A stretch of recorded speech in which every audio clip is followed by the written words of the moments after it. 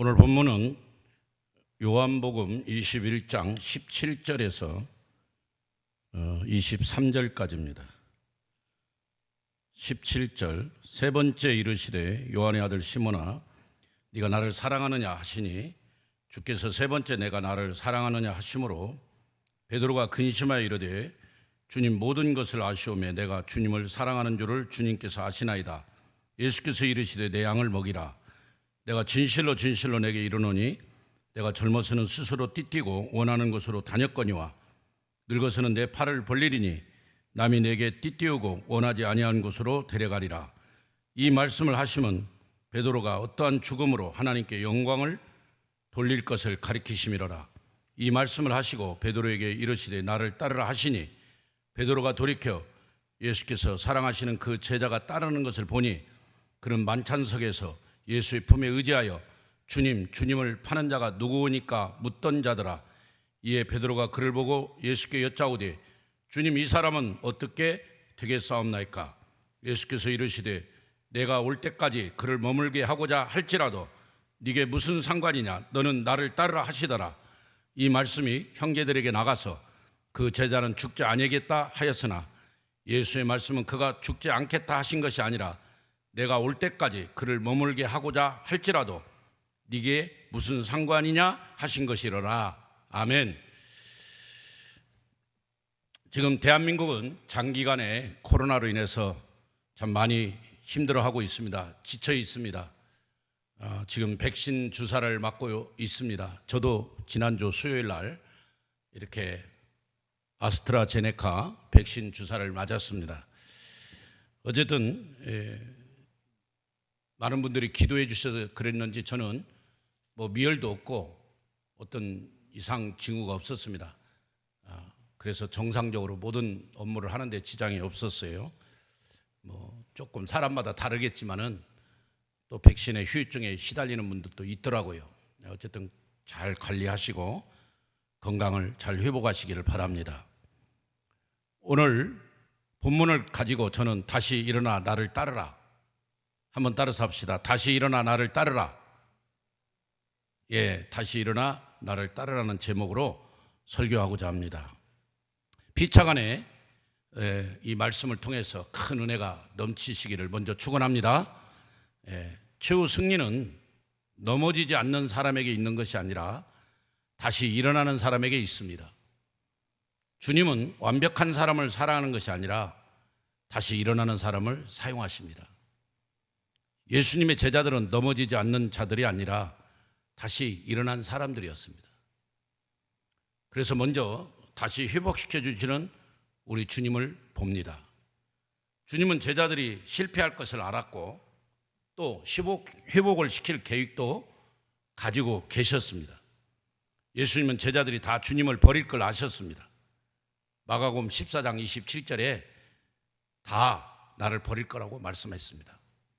그러나 내가 살아난 후에 너희보다 먼저 갈릴리로 가리라 하면서 28절에 말씀하고 있습니다. 부활 후에 갈릴리에서 다시 만날 걸 약속하신 겁니다.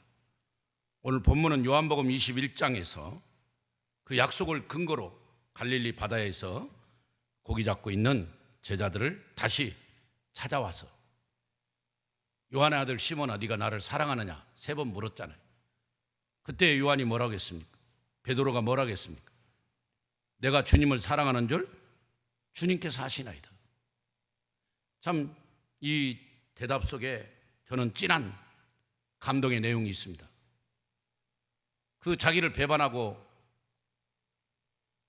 그렇게 사명을 버려버리고 다시 바닷가 가서 고기 잡고 있는 저들, 예수님이 그렇게 성령을 강조하시고 너희들은 내가 떠난 뒤에 성령의 증인이 되라고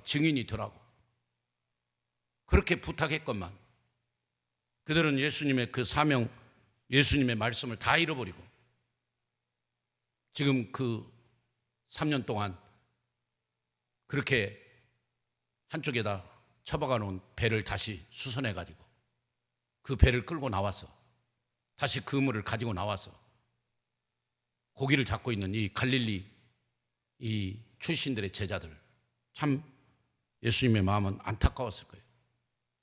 그리고 그 제자들을 볼 때 너희들이 정말 제자냐? 특별히 베드로, 너는 내 수제자가 맞아? 참 내가 너한테 실망했다 하면서 찾아와서 뭐 조인타를 까든지 혼을 내든지 그러실 줄 알았는데 예수님은 지금 전혀 그러지 않고 오히려 그들을 붙들어 주시고 그들에게 이렇게 다시 힘을 내라고, 다시 일어나라고 회복시켜 주시는 주님. 주님은 우리에게도 100% 기대하지 않습니다. 주님은 우리가 연약한 질그리스라는 것을 잘 아십니다. 우리가 때로는 실패하고 넘어질 것도 아십니다. 그럼에도 불구하고 우리를 포기하지 않으신 주님, 다시 찾아오셔서 사랑과 인내로 우리를 다시 일으켜 주시는 주님, 그 주님의 은혜가 오늘 저와 여러분에게 있는 줄로 압니다. 주님은 실패자를 회복시키기 위해 은혜 받고 헌신했던 그 기억을 회복시킵니다. 그 바닷가에서 정말 주님이 그 행했던 이적과 주님이 그 행했던 그런 말씀들을 다시 기억나게 하고 그 제자들로 하여금 그 첫사랑을 그 갈릴리 바다에서 회복하게 하는 참 주님의 은혜를 봅니다. 여러분, 유다 말기에 예레미야가 그렇게 나라가 망한다, 우리가 하나님께로 돌아가지 않으면 망한다고 외쳤습니다. 그렇지만 결국은 하나님이 우리를 바벨론에 가서 70년 있다 다시 돌아오게 한다, 회복의 역사를 말해요. 그래서 다니엘이 나중에 그 예레미야가 쓴 편지를 보고, 예레미야서를 보고 70년이란 기간이 바벨론에서 있어야 되는구나, 그 기간이 차야 우리가 고국으로 돌아가는구나, 그걸 다니엘서에 기록하잖아요. 그 내용이 어쨌든 참 심판하지만 구원하시고 심판하지만 회복하시는 내용을 오늘 예레미야가 기록하고 있어요. 에스겔도 마찬가지예요. 성전이 불타버리고 예루살렘 성전이 없어진 것 같지만 다시 성전은 지어질 것이다. 그래서 에스겔 골짜기에 마른 뼈들이 살아나듯이 다 살아날 것이다. 그리고 그 성전에서 나온 물이 흘러서 많은 사람들을, 생물들을, 물고기들을 살린다, 그런 희망의 메시지를 주면서 심판했지만 회복하신 하나님, 심판했지만 다시 일으켜 주신 하나님을 설교하고 있는 거예요. 그 하나님을 선포했던 거예요. 다니엘도 마찬가지입니다. 예레미야, 에스겔이 다 그렇게 결국 그들의 말대로 그들은 다시 고국에 돌아와서 1차 수르바벨과 예수와 2차 에스라, 3차 느헤미야, 그들이 돌아와서 성전을 재건하고 성경 공부 부흥의 역사가 막 일어나는 놀라운 사건들을 우리는 구약 성경을 통해 알고 있습니다. 오늘 예수님도 제자들이 비록 주님 십자가에 잡히실 때 다 도망치고 뿔뿔이 흩어졌지만 결국 그들이 다시 성령 받고 초대교회의 큰 지도자가 될 걸 미리 알고 오늘 찾아와서 다시 일으켜주는, 다시 그들의 손을 잡아주는 주님의 모습입니다. 주님은 그런 실패자들을 완벽하게 강요하기보다는 주님의 사랑으로 회복을 시켜줘. 네가 나를 사랑하느냐? 네가 사랑하느냐? 하고 자꾸만 질문함으로써 주님의 사랑을 뜨겁게 회복하게 하는, 우리가 신앙생활에 다른 거 없습니다. 예수님 사랑하면 나머지는 다 되어 있습니다. 여러분, 예수님 뜨겁게 사랑하십니까? 예수님 사랑하면요, 목사님도 사랑하게 되고 전도사님도 사랑하게 되고, 예수님 뜨겁게 사랑하면 교회를 사랑하게 되어 있습니다. 그거 가장 교회의 기본은요, 예수님의 사랑. 그 사랑만 있으면 오늘 주일학교가 에스겔 골짜기에 마른 뼈들이 다 살아나듯이 살아납니다. 저는 지금 이번 한 주간 계속 기도하면서, 작년에도 코로나 때문에 성경학교를 못 했는데 올해는 어떻게 할 것인가, 어떤 방식으로라도 좀 해야 되는데, 중고등부 캠프도 마찬가지고요, 청년부 수련회도 마찬가지고 지금 기도하고 있습니다. 에스겔 골짜기에 마른 뼈들이 살아나듯이 우리 교회, 주일학교, 중고등부 청년들 다 살아나기를 주님의 이름으로 축원합니다. 중요한 거예요. 주님은 회복을 하기를 원해요. 다시 주님의 사랑을 깨닫기를 원하는 거예요. 신앙생활이나 일상의 삶에 완벽주의자처럼 힘든 사람이 없습니다. 완벽주의자는 자신을 가장 힘들게 합니다. 그리고 가족이나 주변 사람을 힘들게 합니다. 교회 공동체에도 완벽주의자는 남을 비판하고 힘들게 합니다. 주님 닮은 성도는 남에게도 좀 더 너그러운 상도임. 특히 자신은 실수하지 않으려고 애쓰고 좀 엄격하더라도 다른 사람에게는 한없이 너그러운 마음을 가진 사람이 예수를 닮은 그런 성도입니다. 우리 오늘 설교를 듣는 모든 분들이 그런 너그러운 마음이 있기를 축원합니다. 주님의 사랑을 가지고. 그러면서 베드로에게 너는 나를 따르라 명령하십니다. 또다시 따르라는 거예요. 지금까지 3년간 따라다녔는데 다시 따르라는 거예요. 22절에서 너는 나를 따르라 하시고, 따르라, 그렇게 말씀하십니다. 참 중요한 말씀이죠. 다시 사명 감당하라. 내가 너에게 부탁한 명령을 다시 지켜라. 이 말씀입니다. 그렇습니다. 그래서 베드로가 나중에 성령 받고 정말 막 그 예루살렘 앞에서 그렇게 복음을 전할 때 3,000명, 5,000명 회개 역사가 일어났지 않습니까? 베드로는 정말 그 주님의 주신 사명을 끝까지 감당하고 로마의 그 원형 경기장, 그 콜로세움의 경기장에서 거꾸로 십자가에 매달려 죽게 됩니다. 여러분 코바디스 영화 보셨죠? 코바디스 도미네, 주여 어디로 가시나이까? 도망을 가다가 다시 로마로 들어가서 네로에게 붙잡혀 깨끗하게 거꾸로 십자가에 매달려 순교하는 것입니다. 자, 근데 베드로가 저 사도 요한은, 주님 품에 있는 저 요한은 앞으로 어떻게 될 겁니까? 그렇게 물을 때 예수님은 그래요. 상관하지 말아요. 내가 올 때까지 저 요한을 그냥 머물게 할지라도, 내가 다시 재림해서 올 때까지 요한을 살려두더라도 너는 그 일에 관심하지 말고 너의 길만 달려라. 너의 맡은 사명만 감당하라. 아주 중요한 말이에요. 오늘 또 우리는 자꾸 비교해요. 비교. 이 비교의식이 얼마나 나쁜데. 그래서 다른 교회하고도 비교하고, 다른 목사님하고도 비교하고, 다른 남편하고도 비교하고.